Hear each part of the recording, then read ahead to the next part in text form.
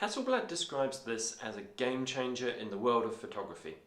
We've probably had a few of those marketed to us over the past few years, but in this case, I really do agree. Let's have a look at this new medium format wonder from Hasselblad. Okay, well, first off, what is medium format? Well, in the world of photography, your film sizes, or your sensor sizes if you're on digital, are measured. Not by megapixels, I mean, yeah, they're measured in megapixels, but they're also measured in size. So you can, for example, have an APS-C or an APS-H of 4/3, micro 4/3, and you can also have what the holy grail of DSLRs seems to be at the moment, full frame.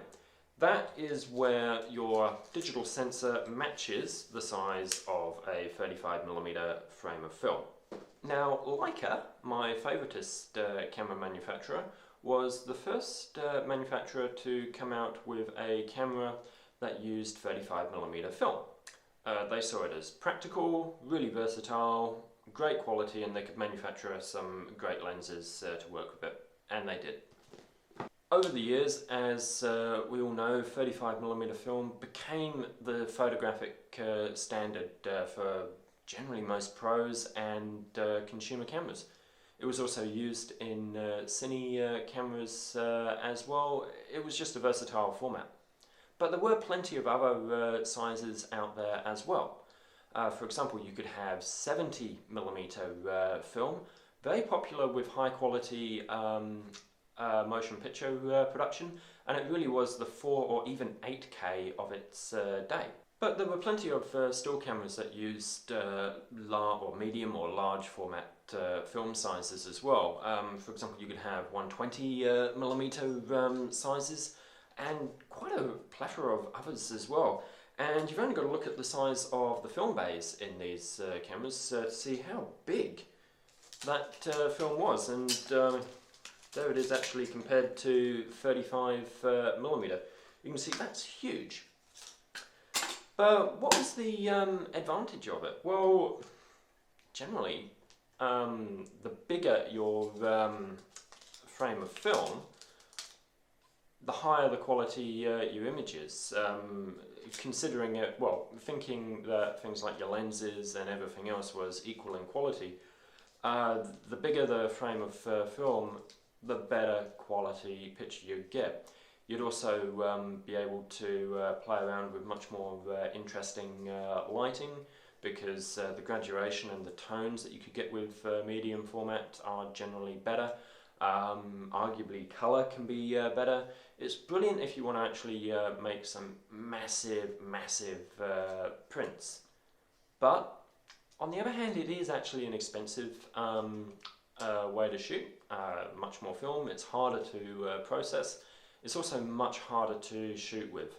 So you've got to be much more accurate with your focusing, your exposure as well. It's very difficult. It's very easy rather to stuff up a medium format photograph, whereas 35mm and smaller frame sizes are actually really forgiving. Maybe that's actually why things like micro 4/3 size sensors are so popular, because they make people look like really good photographers, because micro 4/3 is such a forgiving sensor size if you make a mistake. Maybe. I'm not going to go there. That's probably just got me about 1 million dislikes on this video. Now, there's plenty of medium format film cameras that are really popular today in 2016. Hasselblad makes some brilliant ones, and as I say, they're brilliant if you want to actually get ultra high res scans and brilliant massive size prints. I dare say that within 72 hours of watching this video, you've probably either seen or will see a billboard that has actually got a photograph on it that has been taken on a medium format film camera. That's where they still shine today in 2016. The problem with medium format is that it is cumbersome and it is difficult to move around. You will generally struggle to take it out. You can't just take it around to a family event, or you can't just do street photography with it, because it's huge. Medium format is big, focusing is slow and cumbersome, and it's hard to use. That's why the Leica systems became so popular, because, hey, and by the way, this one here is from 1956, 1957. Really tough, really small, just works. And this is a 35mm, a medium format. This is about the smallest medium format that I've got. It's awkward. You know, you just can't take it around and have fun with it. Well, you can have fun with it, but it's not going to be easy for street photography.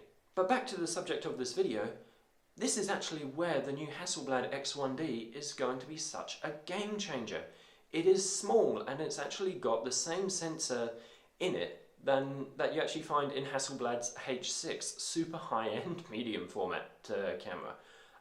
The sensor in there is 44 by, let's just double check the spec, it's 44 by 33 millimeters, so that actually dwarfs the 36 by 24 millimeter sensor size that is found in a full frame Nikon D810 or a Sony A7 for example. It's small enough to walk around with. Wowzers! So here it is actually compared to other popular digital SLRs on the market today. As we can see, it's big, right? It's dwarfing other sensors that we're used to seeing. Now I'm going to make an interesting point here. I love my Canon 5D. Takes a brilliant shot. I love my Nikon D810. Takes a great shot as well. The quality of these cameras, though, in my view, is absolutely pummeled by my Leica M240 with a decent Summicron lens on it. But the thing is while the Leica is also nice and small and is easy to walk around with, and I can have some great times taking street photos with it, it's not actually as versatile a camera as, say, the D810. The D810 I can get seriously rough with, and I can take anywhere, and the D810 can take so much abuse, and I know that it's going to be okay, and it's so versatile in such a range of situations. That's actually where it does better than the Leica, in my view. But the Leica just focuses on being an enjoyable, high-quality camera, whereas the D810 is such a versatile camera. So that's why I love them both. Now I'm going to come back to that analogy later. So at around $11,300 US for the new Hasselblad medium format body and one lens to get you started, yeah, it's expensive, but that's also actually quite competitive compared to things like a Leica M body. So I think Hasselblad might pick up a few people that were looking at potentially getting a Leica M. Now the lens is always the most important part of a camera. Give me a decent lens on a 4 megapixel camera versus a bad lens on a 40 megapixel camera any day.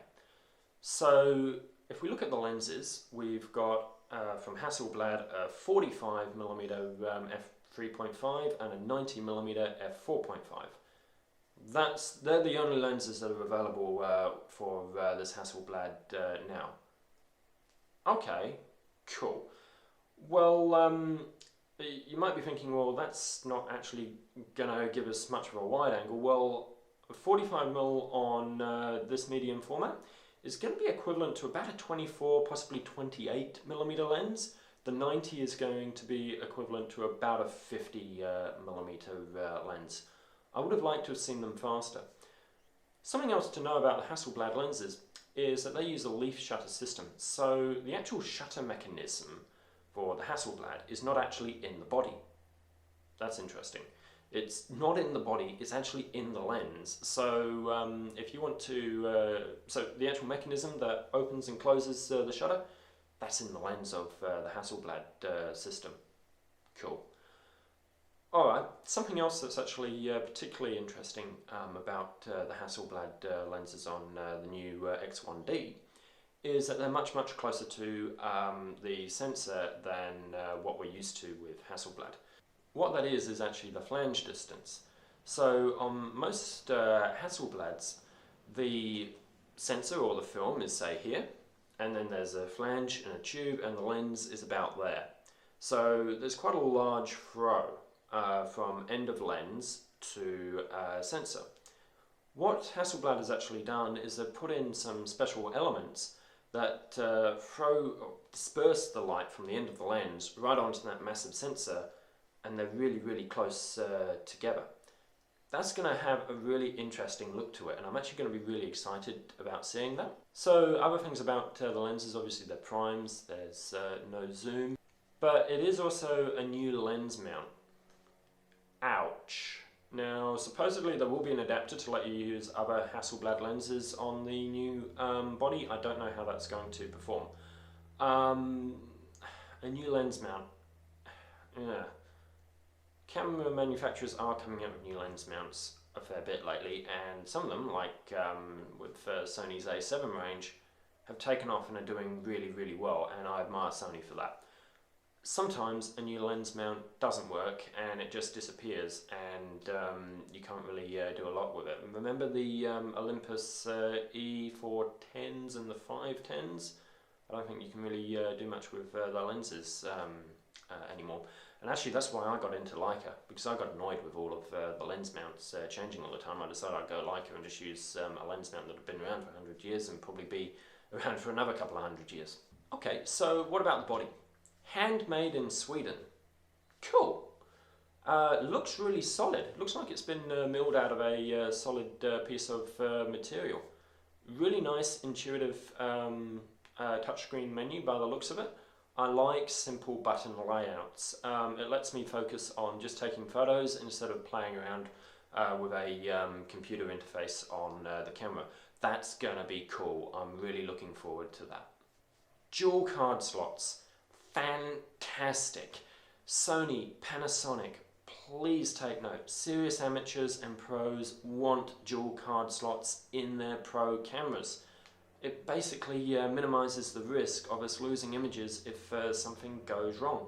So yeah, dual card slots, thank you Hasselblad. I wish my Leica M had dual card slots.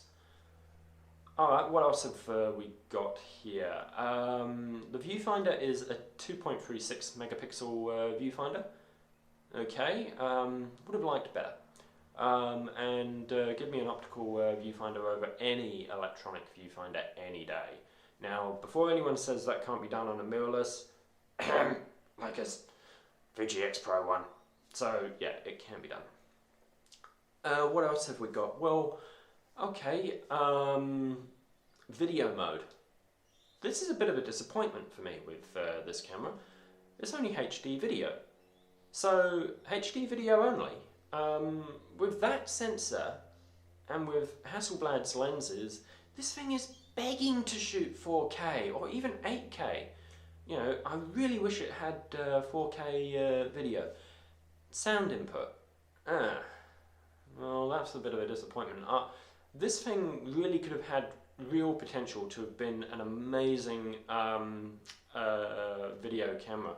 I really would have loved to have seen the results from it if it was shooting 4K and you could do some nice things with the sound.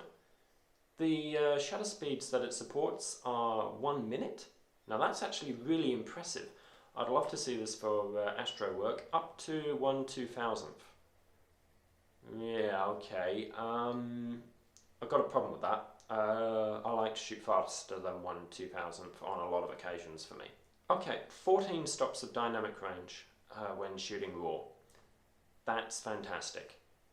That is where medium format comes into its own. The potential there for playing around with really subtle and interesting lighting, bringing up your shadows, taking back your highlights, for detail, that's just going to be fantastic. The colour from that is going to look absolutely amazing. I mean, wow, just look at some of these samples. This is going to be a really impressive camera, and I'm really excited about it.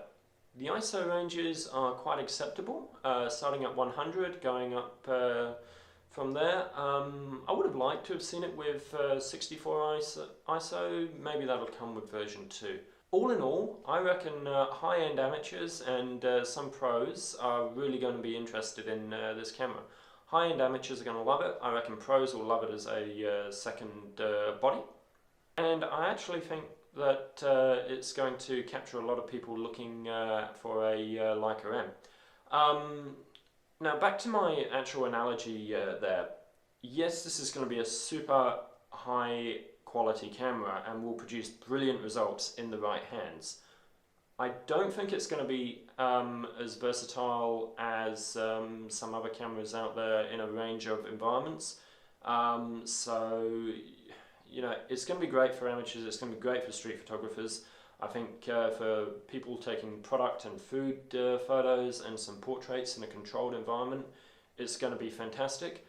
I do think it has some limitations which mean that it's maybe not as versatile a camera as it could be, and then that takes me back to my analogy. Well, yeah, the Leica M is fantastic, but a D810 is far more versatile. I reckon though that for challenging lighting and for getting some interesting shots, this is going to be a really solid performer. I'll be very keen to see what happens with the lens mount. Do I want one? Yes, please. I definitely want one, and I'm actually really considering going out to place an order for one. But I'm also thinking I might just wait until version 2, and I might just wait and see what happens with the lens mount. Anyway, they're my thoughts. Please like, comment, subscribe. I'd love to hear what everyone else has to think about this.